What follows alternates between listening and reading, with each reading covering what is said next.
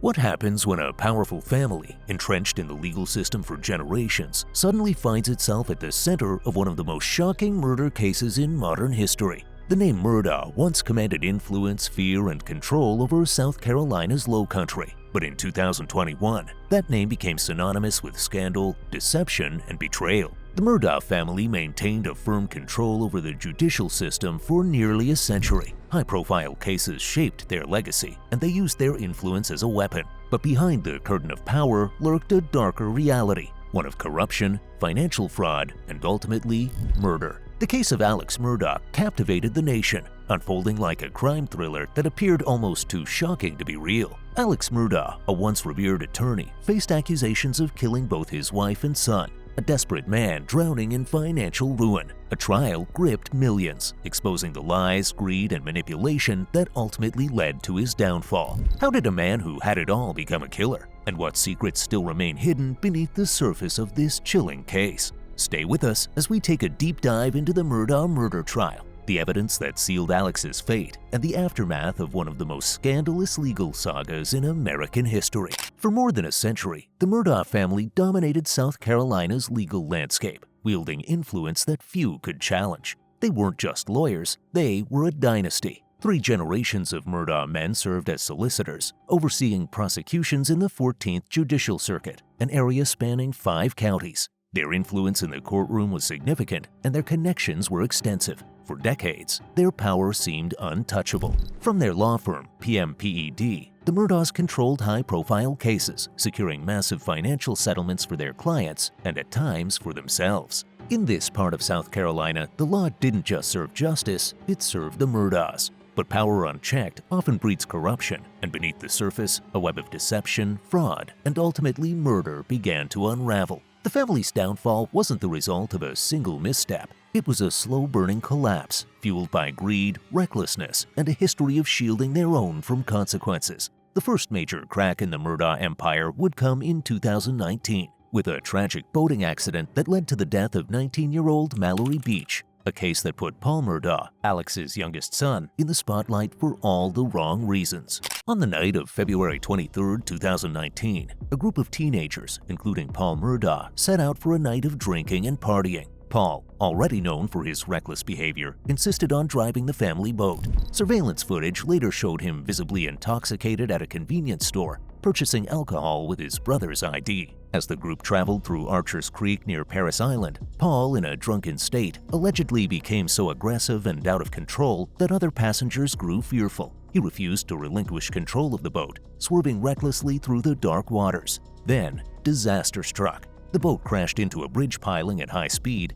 flinging passengers into the frigid water. Among them was 19-year-old Mallory Beach. Panic ensued. Friends screamed for help, frantically searching the water for her, but Mallory was nowhere to be found. It would take a full week before her body was discovered downstream. In the aftermath, investigators noted how the Murdaugh name shielded Paul from immediate accountability. Witnesses claimed that at the hospital, Alex Murdaugh and his father attempted to steer the narrative, instructing the surviving passengers to stay silent. It took months for charges to be filed against Paul, reinforcing the idea that the Murdaughs were above the law. But this time, public scrutiny was relentless. The family's carefully constructed facade began to crumble. Paul eventually faced charges of boating under the influence, which led to his death, but he never went to trial. He would meet a violent and tragic end before he could face justice. On June 7, 2021 at 10:07 p.m., a frantic 911 call came in from Alex Murdaugh. His voice trembled with what sounded like anguish as he reported that his wife Maggie and his son Paul had been shot multiple times at their hunting lodge, known as Moselle. He told the dispatcher that he had just returned home to find their bodies near the dog kennels, lifeless and covered in blood. "I need the police and an ambulance immediately," he pleaded, his voice breaking. "It's bad." Authorities arrived to a horrifying scene. Paul, just 22 years old, was found first, slumped over in a pool of blood near the kennel area. He had been shot twice at close range with a 12-gauge shotgun, once in the chest and a second time in the head. The second shot was so powerful that it left devastating injuries, nearly unrecognizable to those who knew him. The evidence suggested he was attacked unexpectedly, with no opportunity to flee. Maggie's body was discovered a few yards away. Unlike Paul, she had been shot multiple times with a high-powered .300 Blackout assault-style rifle, a weapon known to be owned by the Murdaugh family. The pattern of her wounds suggested she had tried to run, possibly realizing too late what was happening. Bullet casings were found scattered around her body, indicating that she had been pursued and shot as she attempted to escape. Her final moments were likely filled with terror. Crime scene investigators meticulously examined the area. The gruesome nature of the crime pointed to an execution-style killing, but what puzzled detectives was the use of 2 different weapons, one for each victim. This detail immediately raised questions. Was the incident the work of multiple attackers, or was it a staged crime designed to mislead investigators? Alex Murdaugh, still at the scene when officers arrived, appeared visibly shaken, but investigators noted inconsistencies in his demeanor. At times, he was inconsolable, crying hysterically. At other moments, he seemed oddly composed, even volunteering theories about who might have wanted to harm his family. He suggested that Paul's involvement in the 2019 boating accident could have made him a target. He speculated that unknown individuals seeking revenge might have been responsible. Law enforcement initially treated Alex as a grieving husband and father, but as they questioned him further, they began to uncover cracks in his story. He claimed to have been visiting his mother, who was suffering from dementia at the time of the murders. However, phone records and GPS data contradicted his alibi. His vehicle's onboard computer recorded movement patterns that placed him near the crime scene at the estimated time of the killings. Then, an even more damning piece of evidence surfaced. Investigators recovered a Snapchat video from Paul's phone, recorded just moments before his death. In the video, Paul is seen in the kennels, playfully recording a dog. In the background, a distinct voice can be heard, Alex Murdaugh's. The video placed Alex at the scene at a time he had adamantly denied being there. This revelation shattered his credibility and turned him from a grieving victim into the prime suspect. As investigators delved deeper, they unearthed another shocking revelation. Alex Murdaugh was engulfed in financial ruin. Just hours before the murders, his law firm had confronted him about missing funds. Millions of dollars had mysteriously vanished from client settlements, trust accounts, and legal fees. His financial empire was crumbling, and the pressure was mounting. Was his action a desperate attempt to shift attention away from his fraud? Did he murder his wife and son to create a diversion from his looming financial collapse? The once unbreakable Murdaugh dynasty was beginning to unravel, and the evidence against Alex was growing stronger by the day. During the investigation, authorities uncovered something even more staggering than the murders themselves: a massive financial fraud scheme orchestrated by Alex Murdaugh. Over the years, he had embezzled millions from clients, his own law firm, and even the family of his deceased housekeeper, Gloria Satterfield. Gloria, who had worked for the Murdaugh family for over 2 decades, mysteriously fell to her death on their property in 2018. Alex claimed she had tripped over the family's dogs and fatally injured herself. He assured her grieving family that they would receive financial compensation through an insurance settlement. However, in a cruel betrayal, Alex secretly funneled the $4.3 million settlement into his own accounts, leaving the Satterfields with nothing while enriching himself. His financial misconduct didn't end there. Investigators discovered a pattern of deception that spanned over a decade. Alex systematically siphoned settlement funds from vulnerable clients,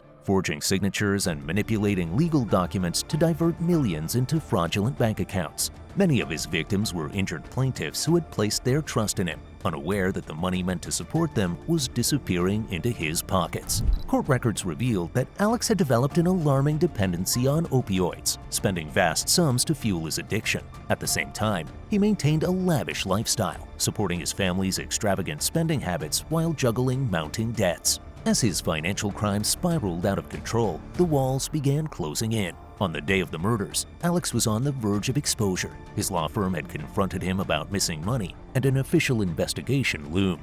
The prosecution later argued that the timing of the murders was no coincidence. With his legal empire collapsing and his reputation at risk, Alex allegedly staged the killings to elicit sympathy and delay financial scrutiny. By portraying himself as a grieving husband and father, he may have hoped to deflect attention from his fraudulent activities. But instead of escaping justice, his crimes only came under greater scrutiny, ultimately sealing his downfall. By the time Alex Murdaugh's trial began in January 2023, the case had become a national obsession. True crime enthusiasts, legal experts, and everyday citizens followed the trial closely, analyzing each development as it unfolded in real time. The courtroom became a stage for one of the most high-profile legal battles in recent history. The prosecution methodically dismantled Alex's credibility, presenting overwhelming evidence that painted him as a manipulative, desperate man willing to do anything to escape accountability. Cell phone records placed Alex near the crime scene despite his repeated denials.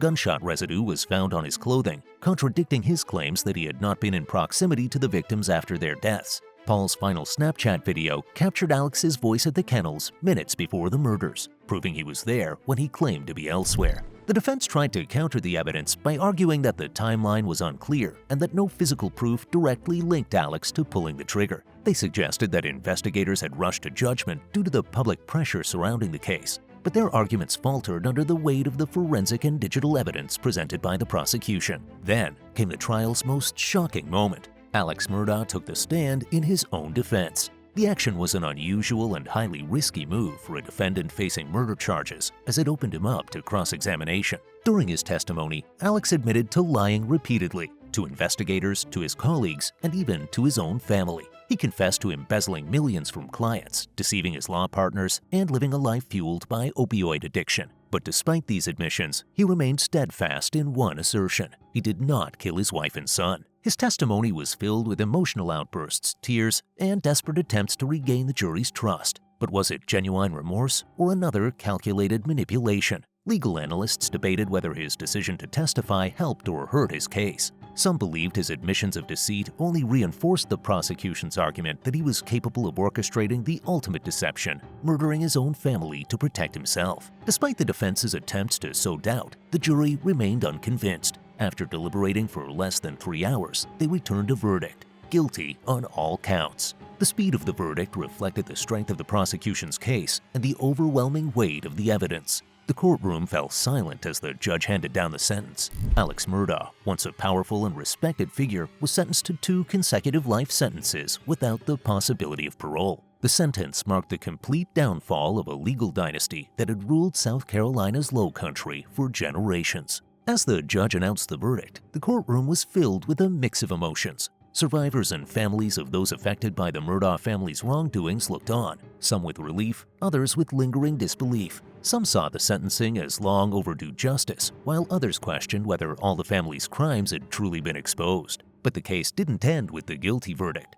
The trial only scratched the surface of the Murdaugh family's entanglement with suspicious deaths and financial misconduct. Soon after Alex's conviction, law enforcement reopened the investigation into the 2015 death of Stephen Smith, a 19-year-old whose body was found on a remote South Carolina road. Initially ruled a hit and run, the case had long been surrounded by whispers suggesting that Paul Murdaugh or another family member may have been involved. Another case that resurfaced was the wrongful death of Gloria Satterfield, the family's longtime housekeeper. After Alex had promised her family a life-changing settlement following her fatal fall at Moselle in 2018, it was revealed that he had secretly pocketed the $4.3 million meant for them. In the aftermath of his conviction, efforts were made to ensure her family received the restitution they had been denied for years. Even from behind bars, Alex Murdaugh remains entangled in ongoing legal battles. Appeals are being filed and additional financial crime cases continue to mount against him. Authorities are still combing through the Murdaugh's web of deception, seeking answers to questions that remain unanswered.